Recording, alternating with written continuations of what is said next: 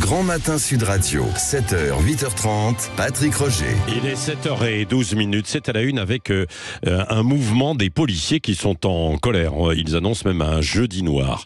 Nous sommes avec David Leroux, qui est secrétaire Alliance Sud. Bonjour. Rebonjour. Bonjour monsieur. Bonjour. Donc alors, il y a cette mobilisation. Grosso modo, vous reprochez au ministère de l'Intérieur de ne pas avoir anticipé l'organisation des JO 2024, donc à Paris, parce qu'on va vous supprimer les congés. En tout cas, on va vous geler les congés. C'est ça, j'ai bien résumé ? C'est une bonne synthèse, mais globalement, nous avons les Jeux Olympiques, nous savons que nous les avons depuis 2017 pour l'été 2024. Et à l'heure où nous discutons, par exemple, les policiers n'ont aucune idée du plan de congé pour cet été. C'est un document évidemment prévisionnel qu'il faut rendre. Et vous imaginez que c'est extrêmement important dans la vie d'un agent, dans la vie d'une famille, dans la vie de chacun. Et personne ne sait exactement à quelle sauce il va être mangé. On parle de l'été, mais bien avant, déjà, il y aura des droits à congé restreints qui vont évidemment alourdir la tâche de chacun dans les services. Ouais. Donc oui, parce que hier, Amélie Oudéa-Castéra a dit que vous seriez à 100% mobilisé du 24 juillet au 11 août. Alors, est-ce que c'est 100% selon les régions ou 100% sur tout le territoire ? C'est 100% pour tout le territoire. Ah oui. Et au-delà de ces dates que vous venez de donner, il faut quand même savoir que sur l'ensemble de la saison estivale, il y aura des congés réduits, c'est-à-dire il y aura beaucoup moins de congés que d'habitude. Donc on demande un effort vraiment exceptionnel aux policiers. Ouais. Alors qu'est-ce que vous demandez, vous, en échange ? Bon, notamment que ce soit éclairci, tout ça. Les policiers, vous savez, comme tout le monde, ils ont une vie personnelle, ils ont une vie de famille, ils ont un métier difficile qui nécessite justement ces moments de pause, ces moments où on peut se ressourcer. Et à cette heure, personne ne sait leur répondre sur leurs conditions d'emploi, dans les pourcentages de congés, les moments auxquels on pourra savoir quel jour on peut potentiellement avoir une journée de repos.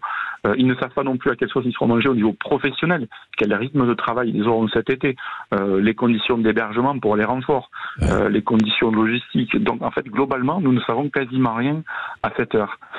Si ce n'est que, comme discours, on entend, écoutez, messieurs, dames, cette année, ça sera exceptionnel. Non, c'est pas exceptionnel 2024 pour la police. Depuis 2015 et les attaques terroristes, vous savez, les policiers, attaques terroristes, pression migratoire, lutte contre la délinquance, violence urbaine, 50 samedis de gilets jaunes d'affilée, le Covid, les antivax, les manifs retraites, les violences urbaines. Comment expliquer à un policier que 2024 ce sera exceptionnel? Non. Qu'est-ce que vous pourriez obtenir? Qu'est-ce que vous voulez? J'ai vu que des aides pour la garde des enfants, des primes, et puis une organisation peut-être pour les plannings, quoi. C'est ça. C'est très important de savoir comment on va travailler, comment on va exercer et comment on va pouvoir vivre en parallèle avec chacun nos responsabilités pour toute l'année 2024. Et évidemment, quand vous dites à quelqu'un 100% de présent, moi je me mets à la place des familles monoparentales, des couples d'agents, parce que quand vous êtes deux policiers à qui on dit vous aurez 0 jour de congé pendant plusieurs semaines, qu'est-ce qu'on fait des enfants? À cette heure, il n'y a rien de prévu. Et on nous parle de primes, mais on ne sait pas le montant exact, on ne sait pas qui sera concerné. Donc nous, c'est très clair, on demande jusqu'à 2000 € de prime, et pour tout le monde.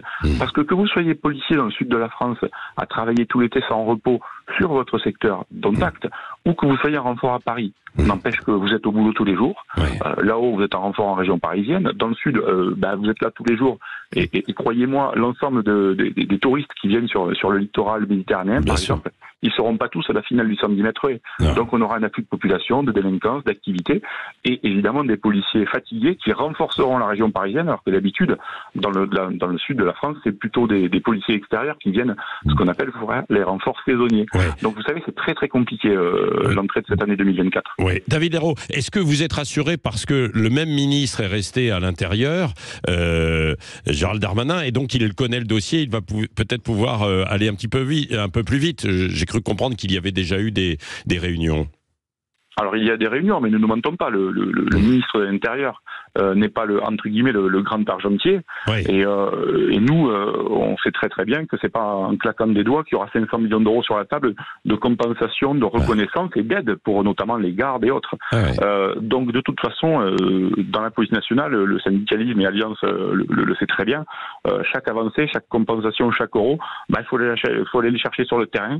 Même si on a un ministre qui est à l'écoute, il faut quand même que l'ensemble des autorités et des responsables publics, je pense à Matignon, à Bercy et autres, écoutez, valident un plan d'aide exceptionnel et qui soit une reconnaissance à l'engagement exceptionnel des policiers et des agents du ministère de l'Intérieur. Voilà, merci David Leroux. Donc il y a ce mouvement qui se traduit alors par grosso modo des rassemblements, ça, mais aujourd'hui les commissariats ne sont pas fermés, David Leroux, non ? Alors, les commissariats ne sont pas fermés. Cette nuit, jusqu'à 2h du matin, j'étais, comme tous les collègues Alliance, auprès des agents qui étaient de service, bien évidemment, et nous avons procédé à des fermetures symboliques de commissariats. Voilà.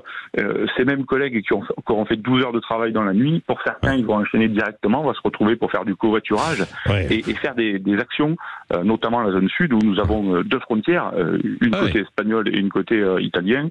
Nous avons des grandes villes comme Marseille et Toulouse, et sur ces grandes villes et sur ces grands axes de circulation, parce que les Jeux Olympiques c'est de l'international, alors nous on s'échauffe un peu, il va y avoir des rassemblements et des actions qui vont effectivement se remarquer aujourd'hui. Merci beaucoup d'avoir été avec nous ce matin et bon courage à vous donc avec cette journée de mobilisation.